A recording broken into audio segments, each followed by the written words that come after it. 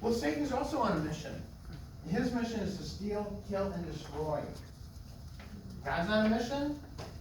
And what's his mission? Reveal himself in his glory. I'm on a mission. My mission is to protect myself and my story.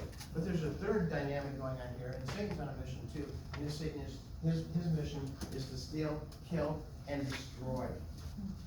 And his strategy, you guys, is very, very simple. It's not very complicated. And it has never really changed throughout all the time in history.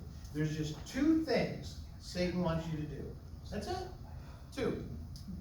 Okay, number one, doubt God. Doubt his character, doubt his commands, doubt his promises. Okay, what's the first thing the serpent said to Eve in the garden? Do you remember? Did God really say you're going to die? Come on. See, what's he doing? Doubt God. You can't trust God. Did he really say that? Doubt God. What's the second thing he said? He said, see, God just knows this. If you eat of that tree, you're going to have all knowledge. And you know what? Then you won't need God. He just wants to keep you dependent on him. You don't have to be dependent on him. See, depend on yourself. Doubt God, depend on yourself. That was his strategy with Eve. It was the exact same strategy he used with Jesus coming out of the wilderness. He tried to get him to doubt God and just depend on himself. And it's the exact same strategy he uses in my life, your life, and the lives of the people you're counseling. See, behind every sin that I commit, at some point, is a wrong thought about God. And somehow I think I can depend on myself and I don't need God. It's a pretty simple strategy. Oh, he wraps it up with different bows and different paper to make it look nice at different times, according to whatever he thinks we need more. But that's his strategy. Doubt God, depend on yourself. Okay? Now here's the lie behind all this. The lie is this: the story is about you. The lie that he is throwing at us in order to rob, kill, and destroy is that you deserve to have life on your own terms. The lie that we believe because we're looking through this lens that's all distorted because of our depravity, our culture, and our experiences. The lie behind it is this: you deserve to have life on your terms, and you can do it with your own resources. People and circumstances, and even God, are to cooperate with you to reach this goal. And God doesn't know what he's doing, or he's not coming through for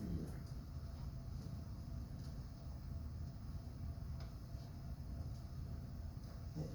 The gospel is the story about God, not the story about me. Francis Chan, in his book, Crazy Love, uses this illustration, which I think is really good. He says, okay, let's say you're an extra in a movie.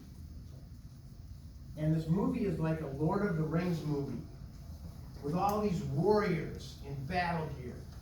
And there's this one scene where there's thousands and thousands of warriors on both sides who are just coming together in this big clash and big collision, big battle.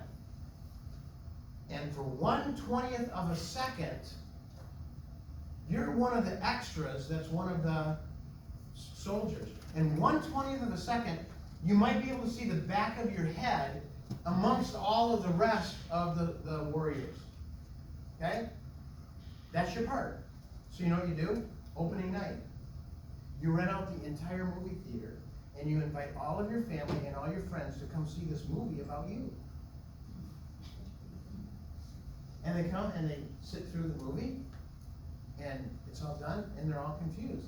They go, I thought this was a movie about you. Oh yeah, it is. It's a movie about me. Well, I never saw it.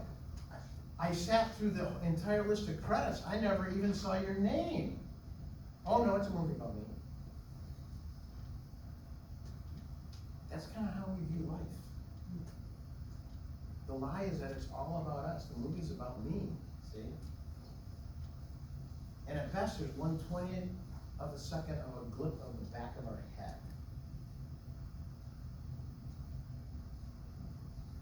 Now, I'm not trying to make you feel small. I'm just trying to tell you, you are small. It's not about us. It's just not about us. Lou Giglio says it this way: it's not about you and making your story better, but about waking up to the infinitely bigger God story happening all around you, and God's invitation to you to join Him in it. It's about looking up to see that there's a story that has been going on long before you arrived on the planet, and one that will go on long after you're gone.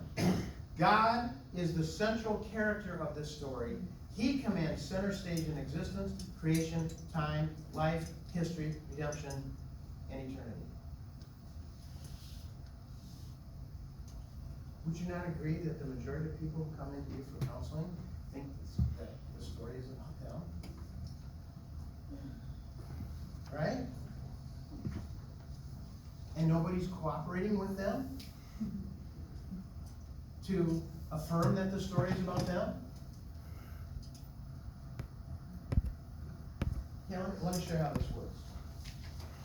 I want to talk to you about my kingdom versus God's kingdom. And here's what I want you to envision, okay? I took the slide out of here, so, okay, work with me on this. Okay, over here, draw a big circle. You guys, this diagram, I use this diagram more than any other diagram when I'm working with people. Okay, draw a big circle over here, and in the center of this circle, which you can write on your napkin when you're at the restaurant, God's kingdom. Okay, this is God's kingdom, and it's all about God's story, all about God's glory. Because God's on a mission, right? Okay? Who is king over God's kingdom? Yeah, the safe answer when you're asked something like that out of the Bible, the safe answer is always Jesus. Yeah. Just say Jesus, and you'll be right most of the time. Okay? Jesus. So you write Jesus up here. We sing about King Jesus, right? So God's kingdom is all about His glory, His story, and Jesus is king over that. Okay, draw another circle over here. And in the center of this circle, you draw my kingdom. This is all about my story. Who do I believe is king over my kingdom? Moi. Me, right? Okay, here's the problem. When we become Christians, here's what we think happens. We think Jesus comes down and joins our kingdom to make it work. We even share the gospel this way. Your marriage is a mess, you need Jesus. Your kids are out of control, you need Jesus. Your finances are upside down, you need Jesus. Now, do we need Jesus? Yes. And with Jesus in my life, should it affect how I relate to my spouse? Should it affect how I parent my kids? Should it affect how I deal with my finances? Sure, but to what end? Why do I want Jesus in my marriage? So there's less conflict and better sex? Well, I'm all for both of those, but that's not the reason. Why do I want Jesus in my parenting? So my daughter doesn't get pregnant, my son doesn't get hooked on drugs? I don't want to have to go through either of those. Why do I want him in my finances? So I can finally pay all my bills and still buy some of the toys I want at the end of the month?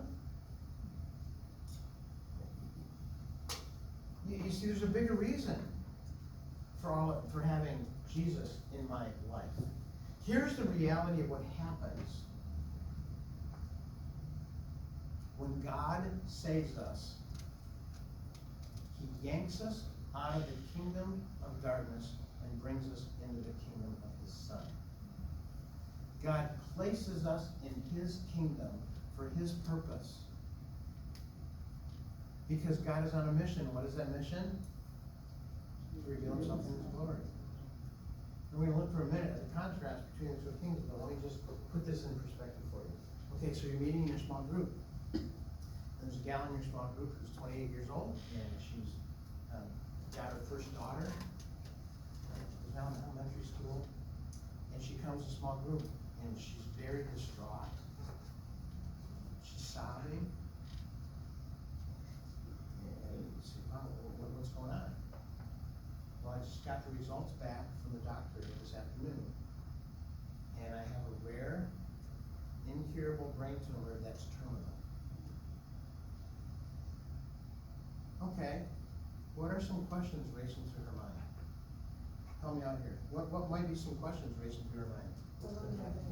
How long am I going to live? How sick am I really? Who's going to take care of my daughter if I die? Who's going to pay my bills? I'm afraid. I'm afraid. Okay, here's the general questions that we ask. Those are nice, specific ones, but there's a bigger level of questions that we all ask. Why me? Yeah. Why me? Why this? Why now? What did I do wrong? Where's God? Right? Those are all real questions, right? But you know why we ask those questions?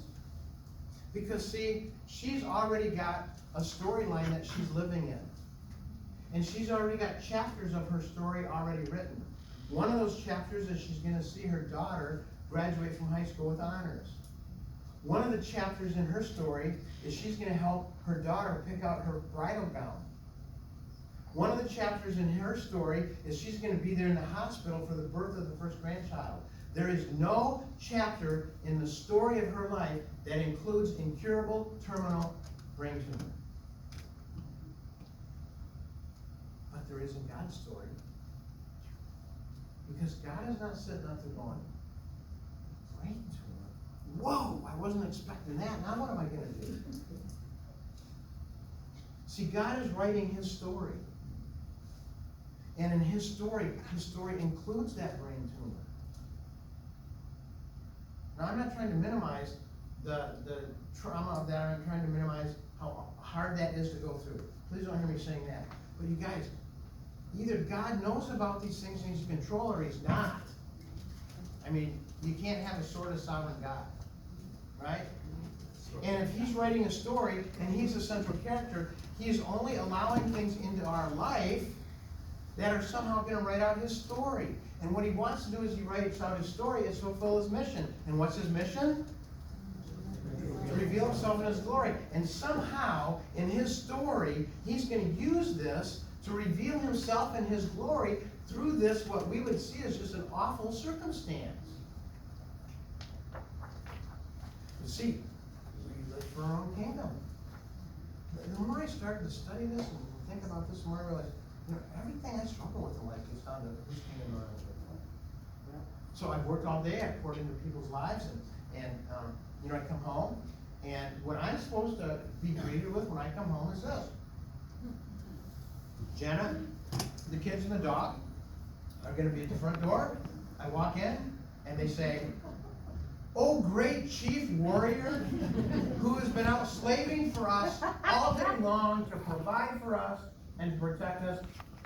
Welcome home to your castle. How can we serve you?"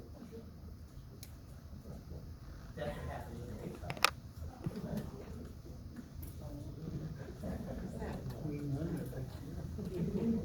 Okay? See, so when I come home and I'm exhausted and I'm spent, and my wife really desires that I engage with her emotionally, and all I want to do is veg, and I think I deserve to veg, and now I feel really inconvenienced for my wife, so I just withdraw. You know I withdraw? Well, because I think it's all about me and my kingdom. And I'm king in my kingdom, and everybody else is supposed to treat me like I'm king. And you know why I'm so upset at people? Because they're not treating me like the king I deserve to be. You know why I have such a hard time with the circumstances in my life? Because the circumstances aren't affirming that I'm king. See, look at some of these things. In God's kingdom, we pursue him in his righteousness, doing justly, showing mercy, experiencing the fruit of the Spirit, practicing godly relationships. In my kingdom, you know what I seek and pursue? Idols that I think are going to satisfy, because I don't believe God's enough. And when my idols fail, then I get anxious or angry, and then I judge these people who I made idols out of because they're disappointing.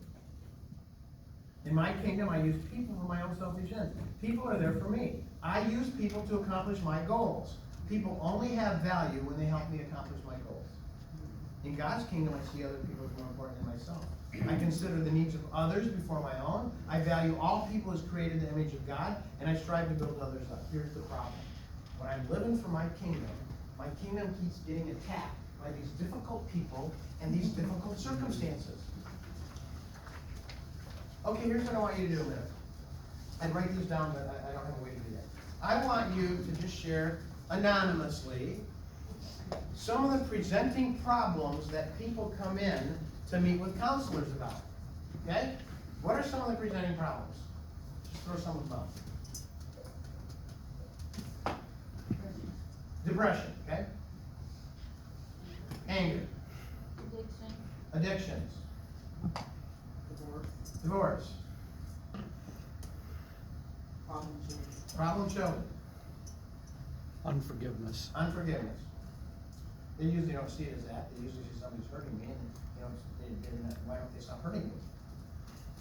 They don't usually recognize that as unforgiveness. Yeah. Trauma or some kind. Yeah. Okay, watch this. Everything you mentioned falls into one or two categories. Difficult people or difficult circumstances. I don't know what you can experience in life that's hard that doesn't fall under one of those two categories. And there's times when we've got both of those happening at the same time. Both difficult people and difficult circumstances. And so my kingdom is getting attacked.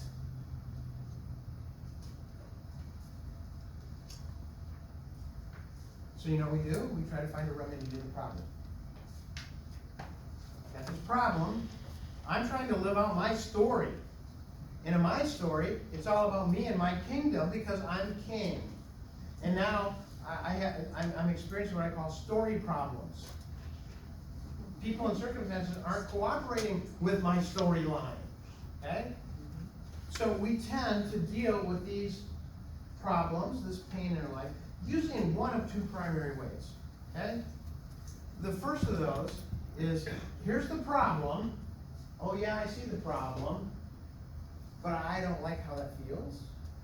I don't want to know about the problem. I want to ignore the problem. I want to get out of this problem as quick as possible. Conflict, ooh, that's bad. I want to have pleasant circumstances and peaceful feelings all the time.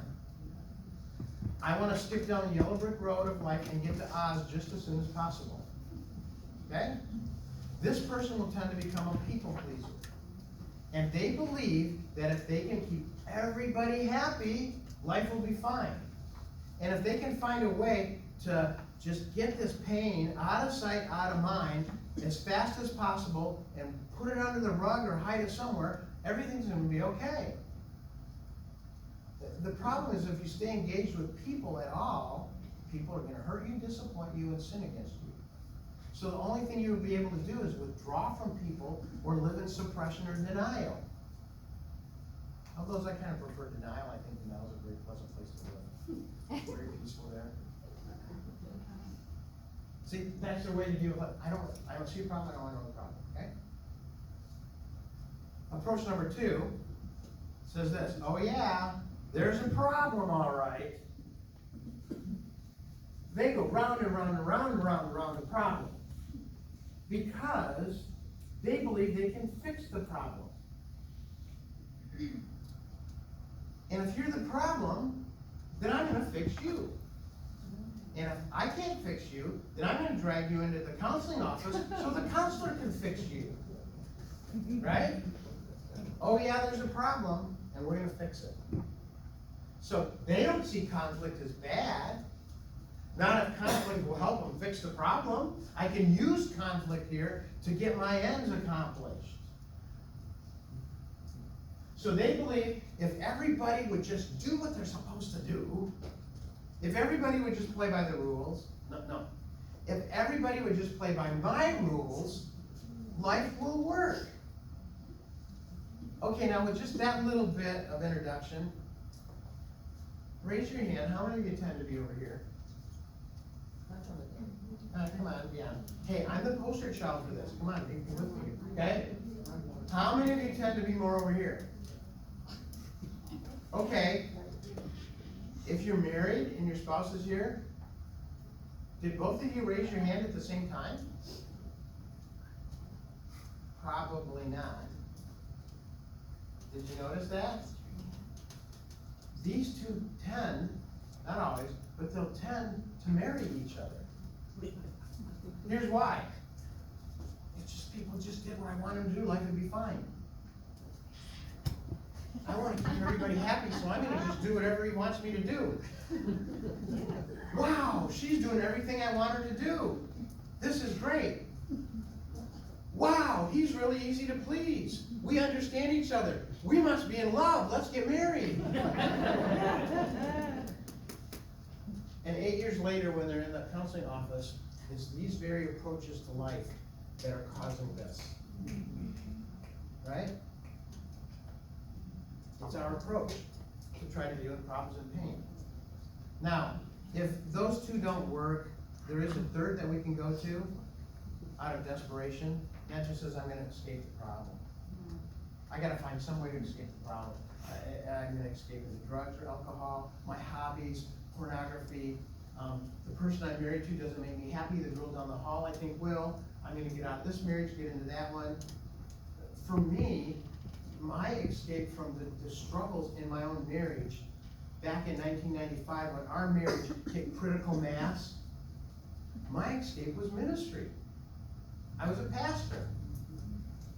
I'd go to church and crank out all of these programs and all of this stuff, and man, I'm getting affirmed and getting all kinds of appreciation and accolades and acceptance and approval.